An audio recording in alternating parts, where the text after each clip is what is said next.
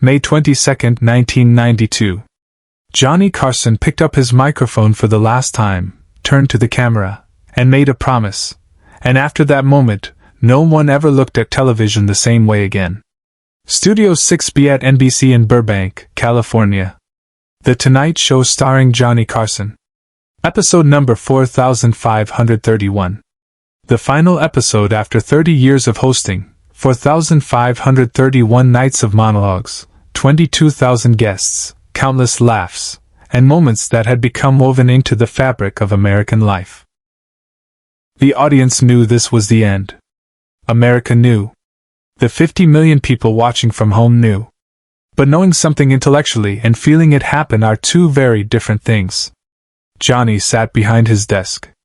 The same wooden desk where he'd sat since 1972. The same desk lamp glowing beside him. The same blue cue cards in his hands. Ed McMahon sat to his right, where he'd sat for 30 years, laughing at Johnny's jokes before the audience even heard them. Doc Severinsen stood with the band, his flamboyant jacket a splash of color against the cream-colored curtains. Everything looked exactly as it had looked for 3 decades. Except tonight, it was all ending. The show had gone smoothly so far. Johnny's final guests, Bette Midler and Robin Williams, had already been on. Bette had sung, "One for my baby, and one more for the road," while Johnny fought back tears. Robin had done what he did best, made everyone laugh so hard they forgot to be sad. But now the guests were gone. The musical acts were done. It was just Johnny, Ed, Doc, and America. The way it had always been. The way it would never be again. Johnny looked at his cue cards. Then he set them down on his desk, face down. He wouldn't need them for this. "Well," he said, his voice carrying that familiar warmth that had welcomed America to bed for 30 years. "I guess this is it." The studio fell completely silent. Carson stopped mid-monologue. The entire studio froze. Johnny looked directly into camera one. Not at the audience in the studio. Not at Ed or Document. But through that lens, into the living rooms of 50 million Americans who had invited him into their homes every weeknight for 3 decades. "You know," he continued, his voice steady but thick with emotion, "when I started this show in October 1962, I was 36 years old. I had no idea what I was doing. I just knew I wanted to make people laugh before they went to sleep." Ed McMahon's hand moved to his face, covering his mouth. 30 years of sitting beside Johnny, and he knew what was coming would break him. 30 years, Johnny said, shaking his head slightly. That's a long time to spend with someone. Long enough that you become part of their lives. Long enough that they become part of yours." He paused, gathering himself. "I've read some of your letters over the years. Thousands of them. People telling me they watched the show with their grandparents, who are now gone. College students who stayed up late studying while I talked to celebrities. Night shift workers who taped the show to watch when they got home. Parents who let their kids stay up past bedtime on special occasions to watch with them." His voice cracked slightly. He cleared his throat. "And what I realized, reading those letters, is that this show was never really about me. It was about us. About this. This thing we did together every night. You invited me into your homes, into your bedrooms, into the last moments of your day. And that's a sacred trust. That's a privilege I never took lightly." The camera pushed in slowly, framing Johnny in a tighter shot. His eyes were glistening now, the 30 years of composure starting to crack. "But I need to make you a promise tonight. Before I go. Before this ends. Subscribe and leave a comment. Because the most powerful part of this story is still ahead. To understand the weight of that promise, you need to understand what Johnny Carson meant to America in 1992. He wasn't just a talk show host. He was a ritual. A constant. For 30 years, through Vietnam and Watergate, through moon landings and space shuttle disasters, through the rise and fall of presidents, and the changing face of America itself, Johnny Carson had been there. Every weeknight at 11:30. The same desk. The same curtain. The same warm voice saying, "Hi-oh," and launching into a monologue. Generations had grown up with him. Children who watched with their parents in the 1960s were now watching with their own children in the 1990s. He had been there for first apartments, and new marriages and babies born and parents buried. He was the voice that said goodnight to America when the day was done. And now he was leaving. The decision to retire had been his own. He was 66 years old. He'd done 4,531 shows. He'd earned the rest. But that didn't make it easier. For him or for the millions who felt like they were losing a member of their family. NBC had begged him to stay. Offered him anything. More money, fewer shows, complete creative control. But Johnny had made up his mind. There was a younger generation coming, Jay Leno, David Letterman, Arsenio Hall. It was time to pass the torch. But as he sat at that desk on May 22, 1992, looking into the camera at America, Johnny realized there was something he needed to say. Something more important than goodbye. "The promise I want to make you," Johnny continued, his voice strengthening, "is this: don't let what we had here die." The studio audience leaned forward. Ed looked at Johnny with confusion mixed with emotion. This wasn't in any script. This wasn't planned. What we had here, for 30 years, was something simple. It was just conversation. Connection. I'd tell some jokes, we'd talk to interesting people, Doc would play beautiful music, and for an hour every night, we'd just be together. No agenda. No anger. Just entertainment and companionship. He looked down at his desk, at the blue cue cards lying face down. "I'm worried," he admitted, his voice quiet now but carrying through the silent studio with perfect clarity. "I'm worried that television is changing. That entertainment is changing. That we're moving towards something louder, meaner, more divided. That the thing we did here, this simple, kind, gentle thing, might get lost." Backstage, he made a choice no producer would have ever allowed. Director Bobby Quinn stood in the control room, hand frozen over the commercial break button. The show was running long. They should cut.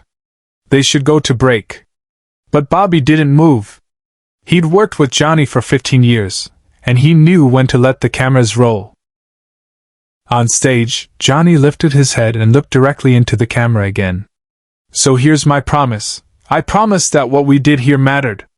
That kindness matters. That making people laugh matters. That treating your guests with respect and your audience with dignity matters. And I promise that even though I'm leaving, the spirit of what we did here, that doesn't have to end." He gestured toward the audience, toward America beyond the camera. "You get to decide. You get to choose what kind of television you want. What kind of entertainment you support. What kind of world you create. And my promise to you is that I truly believe, that you'll choose kindness. You'll choose laughter. You'll choose connection over division." Ed McMahon was openly crying now, not even trying to hide it. Doc Severinsen had lowered his trumpet, his eyes wet. The audience sat in absolute silence, many with tissues pressed to their faces. Johnny reached into his jacket pocket and pulled out a single blue cue card. Not the stack he usually worked from. Just one card. He held it up to the camera. On it, in his own handwriting, were just 4 words. "Thank you and good night." "I've written this same phrase on a cue card every single night for 30 years, Johnny said. "Before every show. It's been my reminder of what this is about. Not about me. About you. About saying thank you for letting me be here, and saying goodnight with kindness."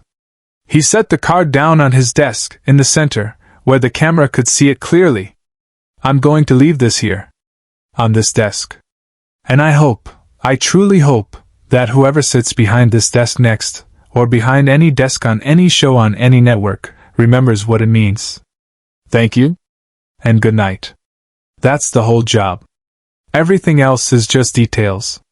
But this was the moment no one in the studio, nor anyone at home, ever saw coming. Johnny stood up from behind his desk. He didn't walk to center stage for his usual final bow. Instead, he walked around the desk, past Ed's chair, toward the audience. The crowd stirred uncertainly. This wasn't how the show ended. Johnny always took his bow from center stage, waved, and the theme music played. But Johnny walked down the 3 steps from the stage into the audience aisle. Security started to move, but producers waved them back. Let him go. Let him do what he needs to do. Johnny walked up the aisle, looking at the faces of the people who had come to say goodbye. He shook hands, touched shoulders, thanked individuals personally. An elderly woman grabbed his hand with both of hers and said, "We love you, Johnny." He stopped, squeezed her hands, and whispered, "I love you too." He made his way back to the stage slowly, taking several minutes, the cameras following him the entire time. When he climbed back up those 3 steps, his composure was completely gone. Tears streamed down his face openly. He walked to Ed McMahon and embraced him. 30 years of partnership, ending in a hug that said everything words couldn't. Ed's shoulders shook as he cried into Johnny's shoulder. Johnny walked to Doc Severinsen and the band. He shook each member's hand, saying something personal to each one. When he reached Doc, they embraced. The 2 men who had created the musical heartbeat of America's nights for 3 decades. Finally, Johnny walked back to his desk. He didn't sit down. He stood behind it, one hand resting on its wooden surface, and looked at the camera one last time. "I've made you a promise tonight," he said, his voice rough with emotion. "And I want you to make me one in return." The studio held its collective breath. "Promise me you'll remember that television can be kind. That entertainment can bring people together instead of tearing them apart. That late at night, when the day is done, what we all need most is not to be afraid or angry or divided. We just need someone to make us smile and help us feel a little less alone." He picked up the blue cue card from his desk one more time. "Thank you," he said, his voice breaking completely. "And good night."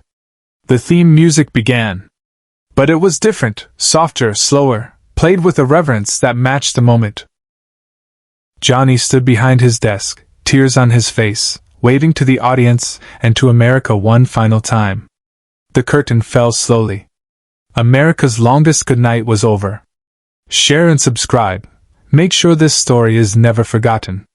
The blue cue card stayed on Johnny's desk that night. When the studio was cleared and the lights were turned off, a production assistant was instructed to frame it. It hangs today in the Smithsonian, alongside artifacts from American television history. 4 words in Johnny's handwriting: "Thank you and good night." Johnny's promise that night became a measuring stick for everyone who came after.